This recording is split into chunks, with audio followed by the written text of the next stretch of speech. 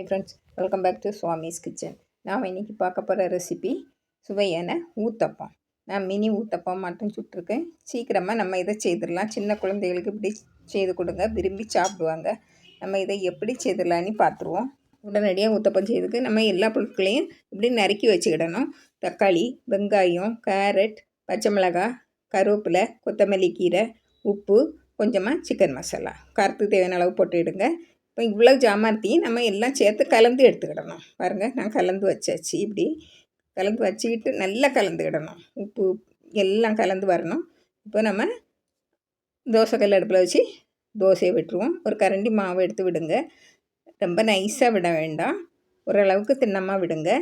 பாருங்கள், இதுக்கு மேலே உடனடியாக நம்ம இந்த கலந்து வச்ச வெங்காயம், தக்காளி, கேரட் கலவையை அதில் போட்டுருவோம்.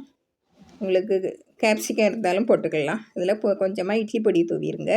சின்ன குழந்தைகளுக்குன்னா சீஸ் எல்லாம் போட்டு பண்ணலாம். இதுக்கு மேலே கொஞ்சமாக எண்ணெய் விட்டுருங்க. பன்னீர் போடலாம். பாருங்கள், இதை மூடி வச்சுருங்க. அப்படின்னா கொஞ்சம் சீக்கிரம் வெந்துடும் நம்மளுக்கு. பாருங்கள், எடுத்து பாருங்கள், நல்லா கீழே வெந்திருக்கும். இதை அப்படியே திருப்பி போடுங்க. அழுத்தி விட்டுருங்க. விட்டுட்டு பாருங்கள், நல்லா வெந்த பிறகு எடுங்க.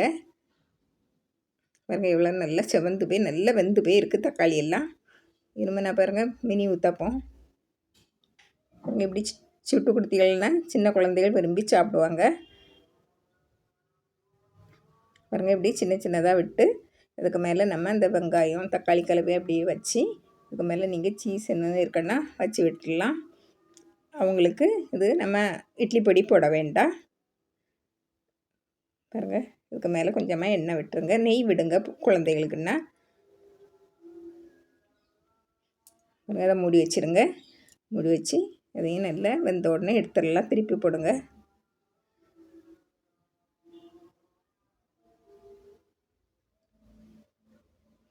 இதை நல்லா அழுத்தி விட்டுருங்க.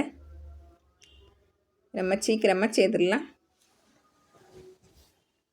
வதக்கணும் அதுன்னு ஒன்றும் இல்லை. பாருங்கள், இதையும் எடுத்துருவோம். பாருங்கள், இனிமேல் இந்த முறையிலையும் நீங்கள் செய்யலாம். இது பெரிய தோசையாட்டும் சுடலாம், ஊத்தப்பமாட்டும் சுடலாம், சின்னதாட்டும் சுடலாம். இப்படி முதல்ல நம்ம வெங்காயம், தக்காளி கலவை வச்சுருங்க. அதுக்கு மேலே தோசை மாவை விடுங்க.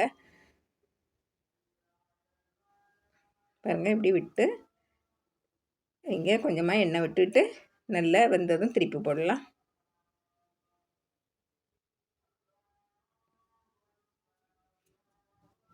பாருங்கள், மூடி வச்சு தான் வேக வைக்கணும். அப்படின்னா தான் நல்லா வெந்து வரும். பாருங்கள், இது எப்படி இருக்குன்னு பாருங்கள். அந்த வெங்காயம், தக்காளி மசாலா எல்லாம் அடியில் இருக்கனால நல்லா வெந்திருக்கும். பாருங்கள், இப்படியும் சுடலாம். நீங்கள் இதை பெரிய தோசையாட்டும் சுட்டு எடுக்கலாம். இப்போ நம்ம இதை எடுத்துருவோம். பாருங்கள், எப்படி இருக்குன்னு பாருங்கள். கீழேயும் நல்லா வெந்திருக்கும். பாருங்கள், நல்லா வேக வச்சு எடுத்துருங்க. பாருங்கள், எல்லாம் ரெடி ஆகிட்டு. மினி ஊத்தப்பமும் ரெடி ஆகிட்டு, பெரிய ஊத்தப்பம் எல்லாமே ரெடி ஆகிட்டு. சட்னி கூட, தேங்காய் சட்னி கூட வச்சு பரிமாறலாம். உங்களுக்கு இது பிடிச்சிருந்தா லைக் பண்ணுங்கள், ஷேர் பண்ணுங்கள், கமெண்ட்ஸ் பண்ணுங்கள், மறக்காமல் சப்ஸ்கிரைப் பண்ணுங்கள். தேங்க்யூ.